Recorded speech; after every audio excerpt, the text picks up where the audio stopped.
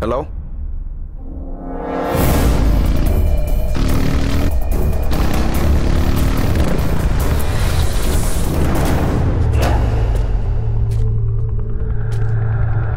మా నాన్న ఎక్కడా?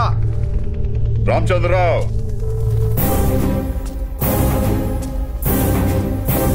సార్. రామచంద్రరావు, నీ కొడుకు గురించి కొన్ని నిజాలు చెప్పడం నిన్ను పిలిచాను. ఏం చేశాడు సార్ వాడు? చాలా చేశాడు. చిన్నప్పుడు వాళ్ళ అక్క చదువు కోసం తన చదువును సాక్రిఫైస్ చేశాడు. అర్థం కాలేదా?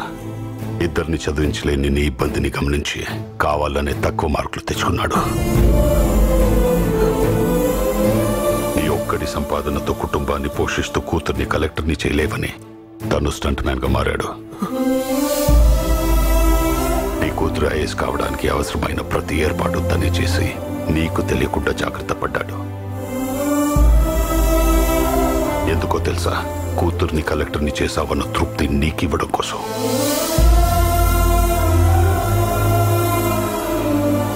ఇవన్నీ మీ అమ్మాయి మాతో చెప్తే నేను నమ్మలేకపోయాను, కానీ ఇప్పుడు నమ్ముతున్నాను.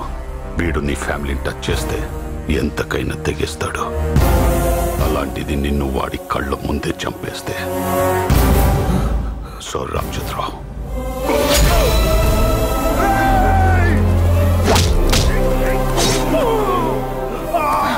నువ్వు నా కొడుకు డెడ్ బాడీని మాత్రమే చూపించావు.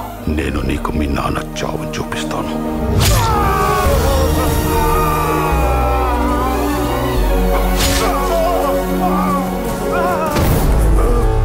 నీకు 15 minutes టైం ఇస్తున్నాను. దాంతో మీ నాన్నని హాస్పిటల్లో జాయిన్ చేసి కాపాడుకుంటావో, నా స్టడ్ ఫామ్ లో మా కస్టడీలో ఉన్న నీ గర్ల్ ఫ్రెండ్ ని కాపాడుకుంటావు. You decide. I'm leaving this country now. Good by.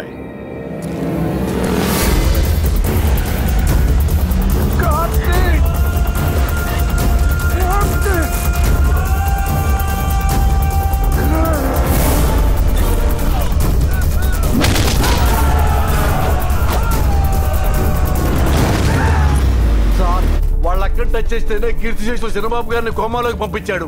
చంపాలని చూస్తే బాడీని బాక్సుల్లో పార్సిల్ చేశాడు. మీరు ఏకంగా కన్నతండ్రినే కత్తితో పొడి చేశారు. మీకు ఎలాంటి ఫినిషింగ్ ఇస్తాడోనని ఆత్రంగా, చిచ్చి, భయంగా ఉంది సార్. ఇంకో అరగంటలో మనం ఈ దేశాన్ని వదిలి వెళ్ళిపోతున్నాం. అరగంట అంటే 30 నిమిషాలు సార్.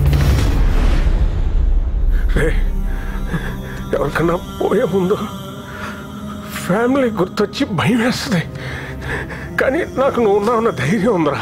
నీకేమవుతున్నా? నీకేమవుతు? నేను లేకపోయినా నాకంటే గొప్పగా ఫ్యామిలీని చూసుకుంటావు నాకు తెలుసురా. ప్రతి తండ్రి తన కొడుకు గొప్ప వాళ్ళని ఆలోచిస్తాడు తప్ప గొప్ప మనిషి వాళ్ళని ఆలోచించడం. ఎక్కడ మిస్ అయినరా నిన్ను అర్థం చేసుకోలేక అన్ని మాటలు అంటుంటే ఎలా భరించావురా? నాన్న, నువ్వన్న ప్రతి మాట వెనక నీ ప్రేమే కనిపిస్తుంది. మన ఫ్యామిలీ కోసం ఎన్నో చేసావు, అలాగే నాన్నను క్షమించారు. I love you. నీకేమవుదు? నీకేమవుదు? Sir, with your permission. Thank you.